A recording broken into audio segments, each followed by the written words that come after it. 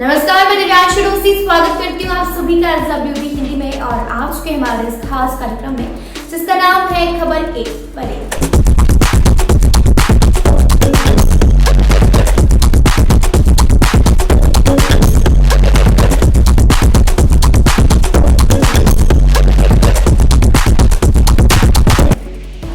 राज्यसभा ने बुधवार को अन्य पिछड़ा वर्ग से संबंधित संविधान विधेयक 2021 को मंजूरी दे दी, जो राज्य सरकार और संघ राज्य क्षेत्रों को सामाजिक तथा शैक्षणिक दृष्टि से पिछड़े वर्गों की स्वयं की राज्य सूची या संघ राज्य क्षेत्र सूची तैयार करने के अधिकार को बहाल करने से जुड़ा है।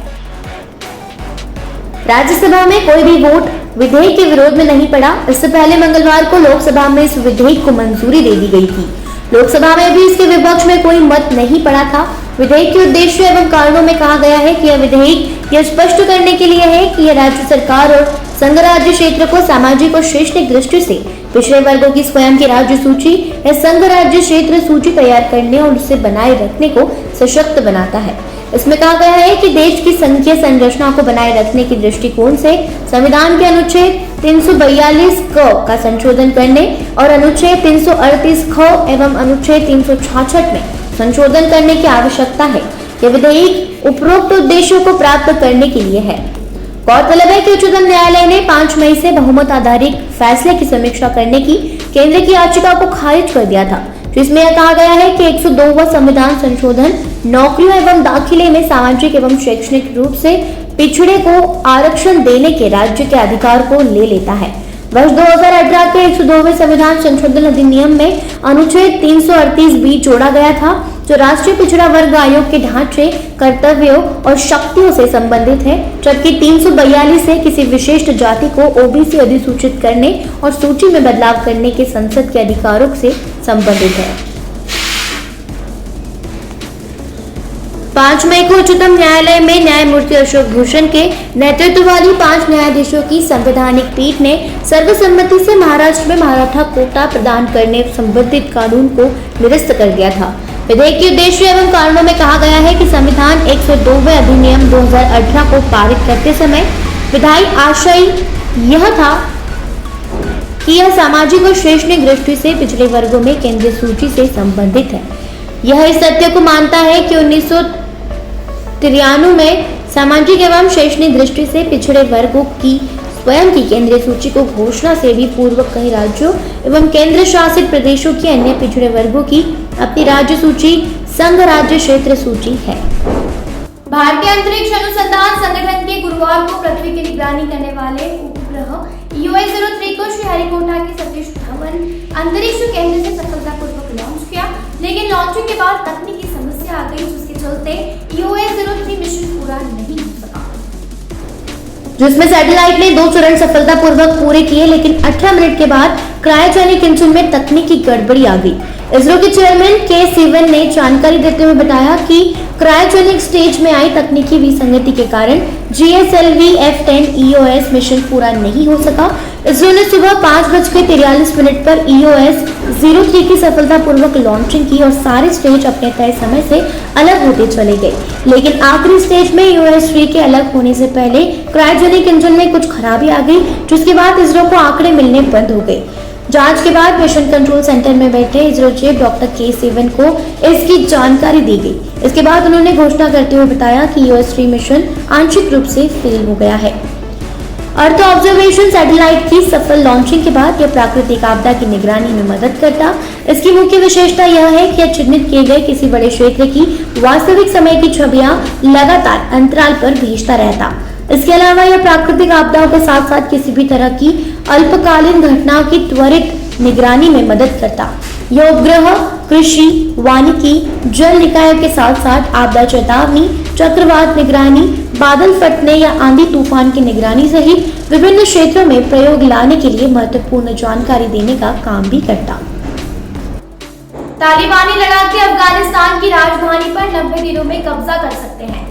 एक अमेरिकी रक्षा अधिकारी ने अमेरिकी खुफिया जानकारी का हवाला देते हुए कहा कि इस्लामाबादियों ने अब अफगानिस्तान के 65% हिस्से पर कब्जा कर लिया है और 11 प्रांतीय कैपिटल्स पर कब्जे की धमकी दी है। इसकी संभावना तालिबान द्वारा अफगानिस्तान के 2/3 हिस्से सहित राजधानी काबुल से 140 मील उत्तर में प्रमुख अफगान शहर पुणे खुमरी पर कब्जा करने के बाद बढ़ गई है।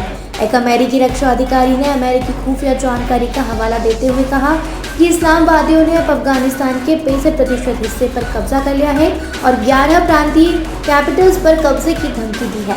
अमेरिका ने यह भी माना है कि तालिबान को रोकना मुश्किल है। दूसरी तरफ अफगानिस्तान में तालिबान ने 3 और सूबों की राजधानियों और सेना के स्थानीय मुख्यालय पर कब्जा कर लिया है। इसके साथ ही देश में पूर्वोत्तर हिस्से पर चरमपंथी संगठन का पूर्ण कब्जा हो गया है। इसके साथ ही अब तालिबान के कब्जे में अफगानिस्तान का 2/3 हिस्सा चला गया है। तालिबान का कब्जा 2 दशक की लड़ाई के बाद अमेरिकी और नाटो सैनिकों की अंतिम वापसी के बीच हुआ है।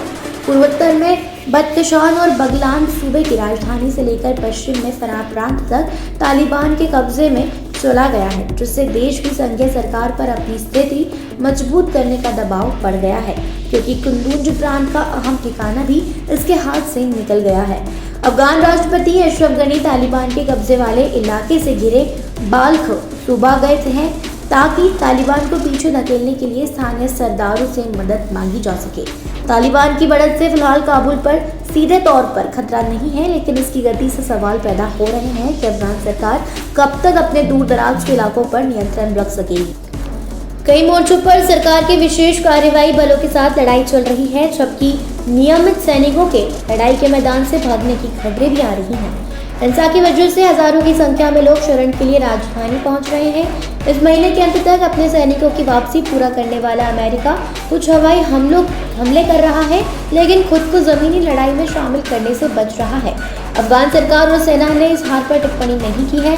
पश्चिमी सूबे फराह के सांसद हुमायूं शहीदजादा ने बुधवार को पुष्टि की कि फराह नाम से ही जाने जाने वाली सूबे की राजधानी तालिबान के कब्जे में चल रही है। हाल में पड़ोसी सूबे निमरोज पर तालिबान ने 1 सप्ताह के अभियान के बाद कब्जा कर लिया था। फराह में तालिबान लड़ाके अफगान सुरक्षा बल के एक सैनिक का शव सड़क पर घसीटते नजर आए और इस दौरान वे ईश्वर महान है के नारे लगा रहे थे। तालिबान लड़ाकों के पास M16 राइफलें थी और वे राजधानी की सड़कों पर हम विस्फोट पिकअप ट्रक चला रहे थे, जिसे अमेरिकियों ने दान किया था। एक तालिबानी लड़ाके ने पहचान जाहिर नहीं करते हुए कहा कि शहर में स्थित नियंत्रण है, हमारे मुजाहिदीन शहर में गश्त कर रहे हैं। वहीं फराह ने दिन भर लोगों की गोलियां चलने की आवाजें आती रही। पक्षान के सांसद हुजातुल्ला खेरामंद ने बताया कि तालिबान ने उनके सूबे की राजधानी फैजाबाद पर कब्जा कर लिया है। एक अफगान अधिकारी ने पहचान गुप्त रखते हुए बताया कि बगलान की राजधानी पोली खुमारी भी तालिबानियों के कब्जे में चली गई है और भारी नुकसान हुआ है। तालिबान ने एक वीडियो शेयर किया है जिसमें सैनिकों को आत्मसमर्पण करते हुए दिखाया गया है। अफगान नेशनल आर्मी के साथ कमान में कुंदुज कमान 1 था और तालिबान के कब्जे में जाने को बड़ा नुकसान माना जा रहा है। हालांकि अब तक स्पष्ट नहीं है कि सेना ने अपने पीछे कितने सामान छोड़ा है। तालिबान की बढ़त के बाद इलाका छोड़ आए आम नागरिकों ने बताया कि चरमपंथी समूहों ने महिलाओं पर पाबंदी लगाई है और स्कूलों को जला दिया है। तालिबान के कब्जे वाले इलाके में बदले की कार्रवाई के तहत हत्याओं के मामले भी सामने आए हैं। अफगानिस्तान में तालिबान के हमले के बीच राष्ट्रपति अशरफ गनी ने सेना प्रमुख को बदल दिया है।